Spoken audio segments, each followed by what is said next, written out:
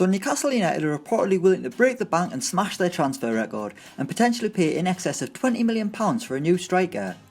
While huge fees in the Premier League have become common practice, Mike Ashley has kept his wallet close to him, having been unwilling to pay the new inflated fees. But with Newcastle's position in the Premier League now in the balance, the Magpies owner is believed to be willing to pay whatever is necessary. But what does £20 million get you? Well, today we're going to look at every £20 million plus striker the Premier League has seen and look at whether or not they were worth it. We'll start with the most recent, Cenk Tosun, which I've said wrong. The Turkish forward cost Everton £27 million and had actually been linked with the move to St James's Park before they sniffed at the huge price for Tosun. So far at Goodison Park, things aren't going great, but it's early days for the Turk, who is still yet to register his first goal for Sam Allardyce's shot-shy side. Now Manchester City are a club who have spent more than £20 million on multiple strikers, all with varying degrees of success. The first was Robinho in 2008, on the day that Manchester City became the oil-rich club we know today. Robinho started well at Eastlands and scored 14 goals in his first season, but for £32 million, fans expected more, and by 2010 he was off on his way, never to be seen on these shores again. Despite being sentenced to prison last year, the Brazilian now has a new club in Turkey.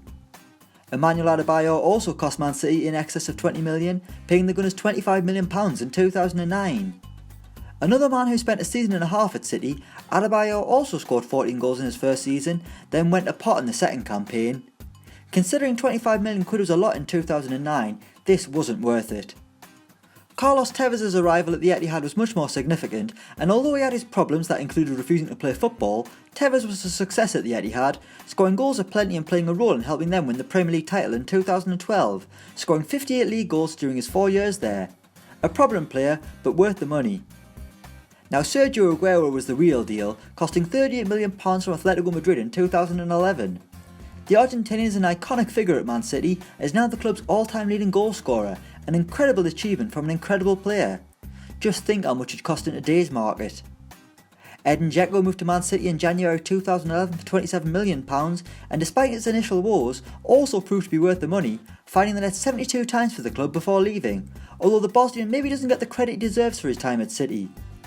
Alvaro Negredo cost City £20 million in 2013, and the Spaniard did start well, but ended his only season with the club with 9 league goals, as City returned to their big money flops.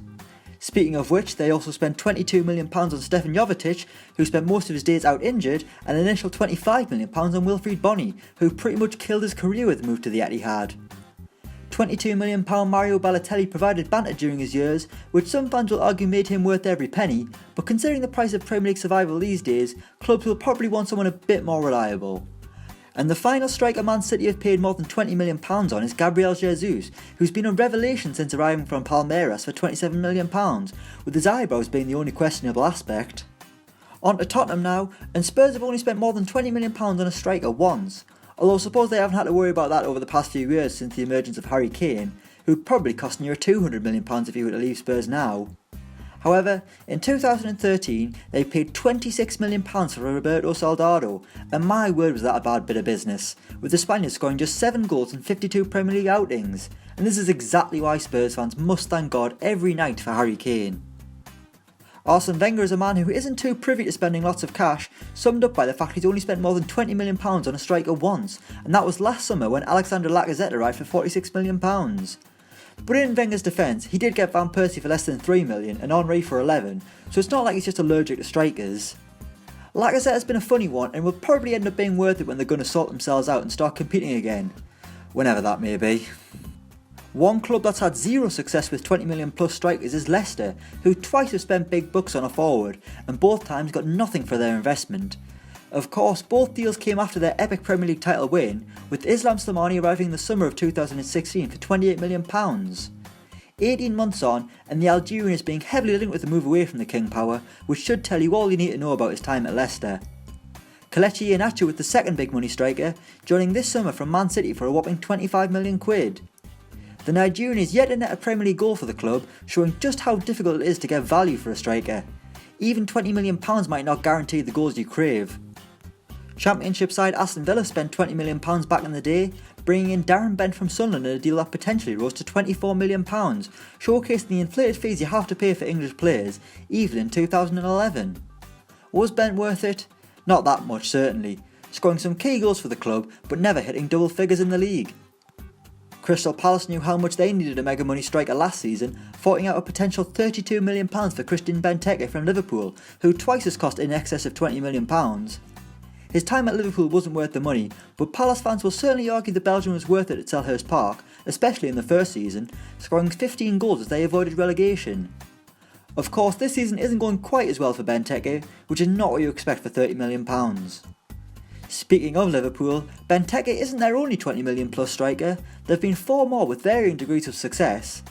Andy Carroll was their biggest failure, costing £35 million as Kenny Dalglish threw money at a player that just wasn't suited to the way he wanted to play football, but on the same day they also bought Luis Suarez for just under £23 million, an absolute bargain when you consider the impact Suarez had at Anfield, almost propelling them to the Premier League title.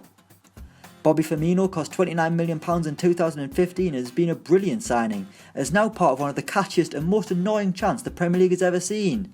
Oh mane. Liverpool's final £20 million striker is Fernando Torres, and there is no doubt that the Spaniard was worth every penny.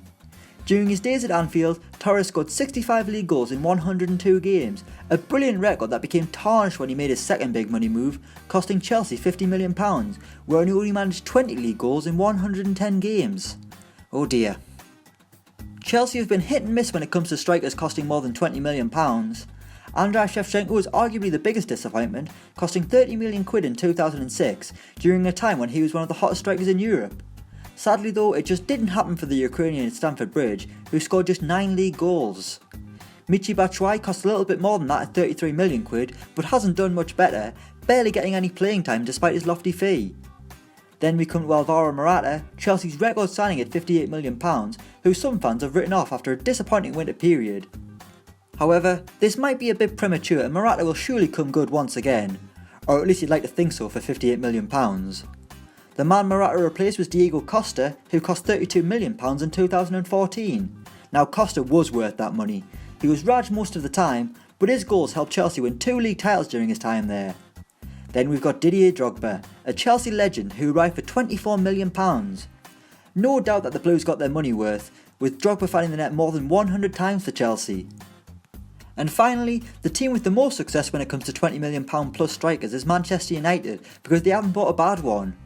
Wayne Rooney's the club's all-time leading goal scorer, Dimitar Berbatov won the Golden Boot while he was there, Van Persie's goals brought Sir Alex Ferguson the Premier League title, Anthony Martial is showing why he cost so much from Monaco, and Romelu Lukaku, who also cost Everton more than £20 million, is on course to score more than 20 goals in his first season at Old Trafford, which is exactly what you want for £75 million. Simply spending more than £20 million on a striker won't guarantee goals for Newcastle, but it'll certainly give them a better chance of surviving at least. So that's every £20 million plus striker the Premier League has ever seen. Let us know of any more in the comments below. Thanks for watching and don't forget to like, share and subscribe.